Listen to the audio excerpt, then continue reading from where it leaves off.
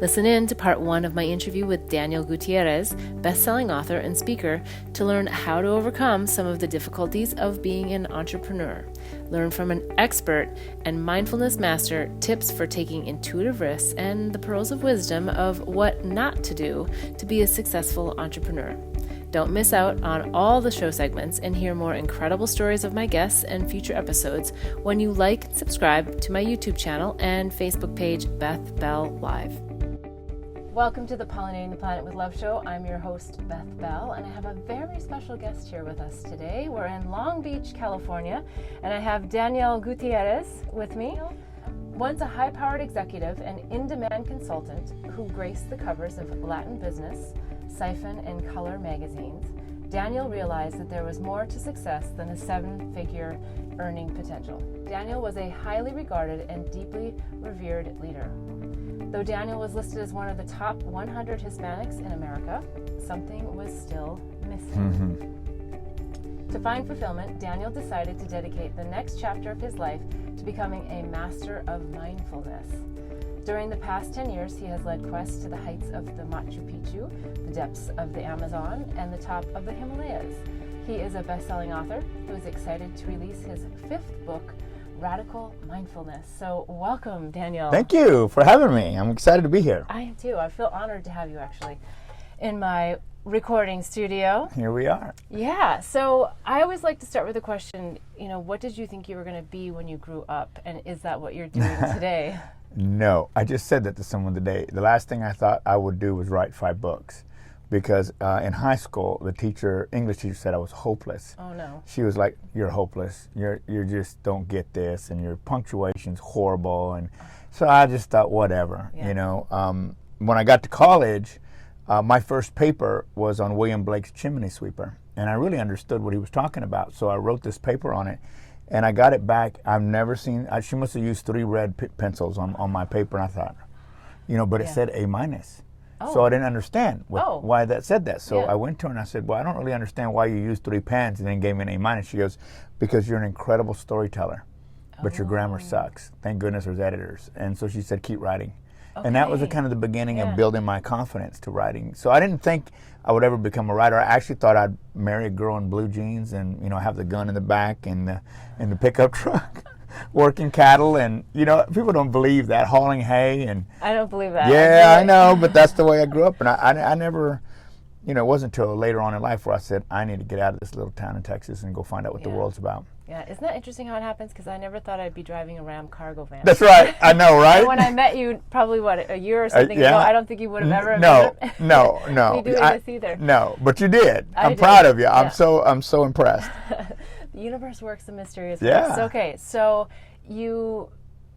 how did you first start your journey then? Because you didn't stay in Texas and you didn't stay on a cattle farm. What was your first entry point out into the big world? Well, I've never really worked for anybody. The only major job I ever had that really probably was the thing that taught me the most was I helped build the Best Buy company, Best Buy Electronics. Okay. And so that was in my 20s when I started working with them, and I was good. I remember they hired me to sell radios, car radios. And I was like, I don't know nothing about it. The ones that you take in and out of the car? Yeah, those, okay. yeah. Okay. So, and they said, well, I said, I don't know anything about car radios, but whatever. Okay. So I would literally was a top salesman in a week, because I would just take the manual out and they'd say, does it do this? I said, I don't know, let's look.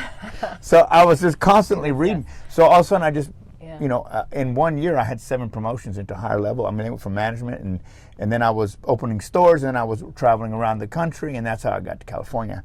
But I would think that wasn't my first jump, but that's the big one that got me out of Texas, because they needed someone to come to Los Angeles, and nobody in the Midwest would have anything to do with Los Angeles. They said it's crazy, there's just gangster problems, and no. So they said to me, I said, we don't have anybody that'll go to California. You're single, will you go?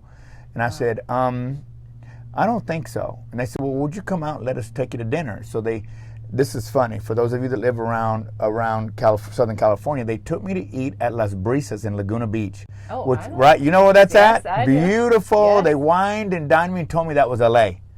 I didn't know. And so I said, Beach, LA, no. My office was in Compton. Oh. So I was like, what happened to the beach? What happened to this glamour? I didn't get any of it, right? But they got me here, and that's kind of where my story starts. So I worked for them for 6, 7, 8 years, and one day I wake up and I go, okay, I don't want to do this anymore. I want to write. I couldn't believe that. I want to write. I want to be a motivational speaker, and so I quit.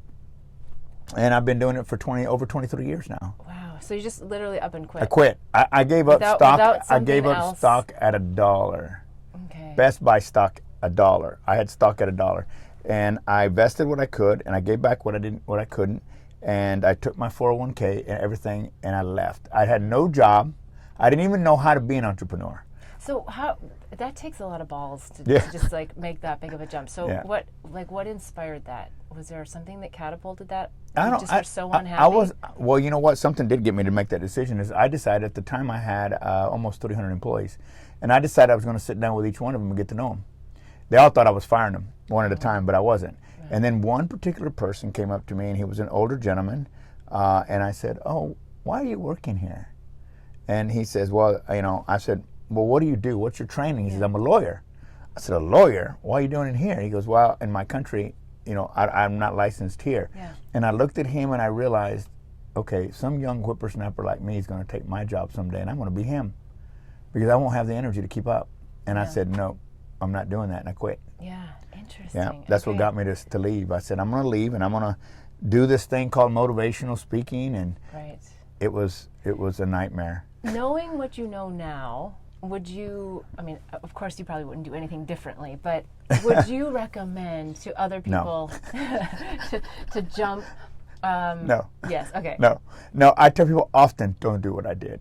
Don't do what I did. Because I really probably should have thought it out a little bit more, but I've never been one to do that. I like divine inspiration. I like taking those intuitive risks. I think they're big. Yeah, hence we're in here.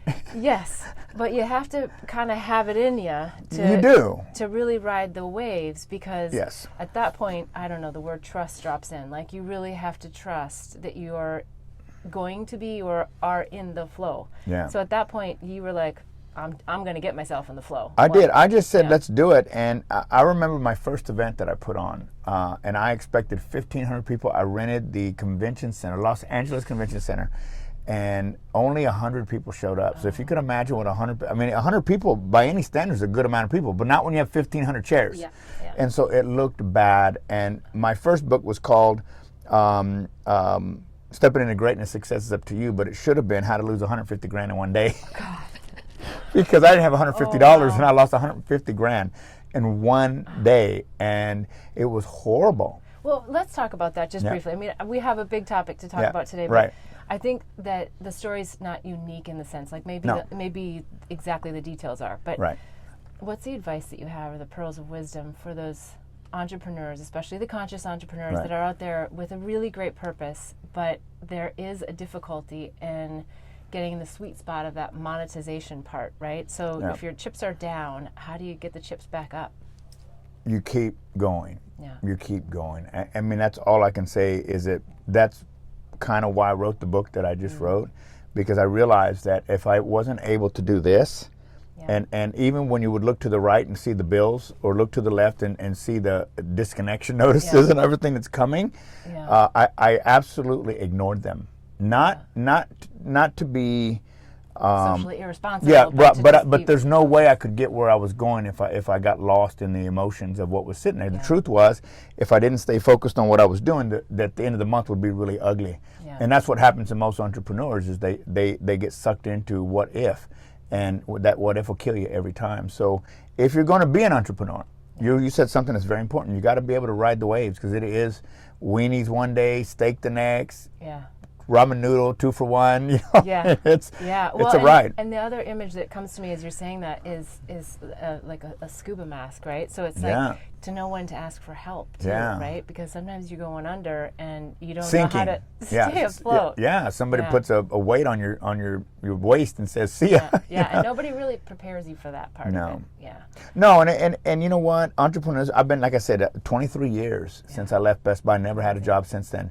And I've had some really ugly times, and I've had some great times, and that's just part of it all. When you chase your dreams and you really chase them with everything you have, you're going to be tested. Yeah. And those people who we see that make stupid money, they end up, so successful, is because they stuck it out. All of them tell you the same thing. Yeah. Went through the same thing that we all go through as entrepreneurs, but they were willing to stick it through and see it through, and they became a huge success. And I think that's true for anybody. Yeah. Great advice. Okay, great advice. So when did the Obama administration come in? Because that's a very interesting and unique position that you held. Well, for quite a while in my career, I was just a keynote speaker. Okay. And so I did very well. I mean, I was up to $25,000 an hour. So I was getting paid well by big companies. And I belonged to an organization called Primer in New York City, which is a high-level C-suite organization that was basically the who's who of in corporate to get together every month. I don't know that we really did a whole lot except have great meals and great wine. Is that where you had the nice cigars and the Yeah. We'll talk about that. Yeah, we'll talk about it. But after about 3 or 4 years, I ran for president of that organization, and I was the first entrepreneur bi-coastal president to run the organization because I ran against Frito-Lay and I ran against HP, big companies, and they were like, we don't need an entrepreneur running this organization. We need a C-suite level guy. But I won anyway. By 90% I won. And so while I was in that position, the tenure, I was invited to the White House to a press conference with Joe Biden, Vice President Joe Biden, to discuss small business and health insurance before we passed all this. They wanted to know what was the impact to the small business owner. So I was invited to go to the White House, and I have a picture on my Facebook, and I got an invite with, that I have that I actually, funny thing is I got Joe Biden to sign it. And the Secret Service was so angry with me because I didn't know that you can't do this, right? And so I'm standing there. I remember you telling this. So I have the paper, and I look at Vice President Biden, and I put it down, I put the pen down, I move it over. Well, by now the Secret Service is thinking you're getting too close, right? But he pushes it back, and I thought, well, that's rude. I pushed it back. Now you can start seeing people behind me going, okay, this is going to be fun. Yeah. So I push it back, and he pushes it back. Now the Secret Service is walking beside me, and I mean, this is a big press conference, and one last time I said no, and I looked him in the eyes, and I went. And he looks down at me and he goes, oh, wow. And he signs it. Never dawned on me that this was the second most powerful signature in the free world. Yeah, right? That he didn't want his signature on anything. Nor was he supposed to sign it. Right, and that's when the Secret Service got a little upset with me. But anyway, so I was there for that meeting with Vice President Biden, and they took us on a tour. Okay, well, you know what? Yep. I want to hear all about the tour, but we're going to take a really quick break, and we'll be right back. Blossom Bliss products are designed to help empower pure love and purpose in your life. It's through the power of words, flowers, and symbols that our products assist you in creating a blissful life. The power of words in our mini mantra word bar necklaces assist you in setting and blossoming your personal intentions. The affirmation cards leverage the power of flowers by providing daily inspiration. And the power of symbols in our life journey bracelets are great reminders of the things that bring us peace, joy, and love. Products are made and blessed in Bali with love by Balinese artisans who work with empowered hearts. When you purchase jewelry with a bee charm, we donate to save the bees. Join us in pollinating the planet with love. Go to our website, blossomblissbali.com. Again, that's blossomblissbali.com. Thanks for joining in to hear the life journey lessons and pearls of wisdom of me and my guests. Be sure to hear all 3 segments when you subscribe to my YouTube channel and receive reminders to upcoming shows and segments. The full episode is also available at bethbell.me/show. If you found this inspiring, please give this episode a like and a big thumbs up. If you want to hear more, follow me or hit the bell for reminders at Beth Bell Live on Facebook and YouTube. I'd love to have you join the mission of pollinating the planet with love.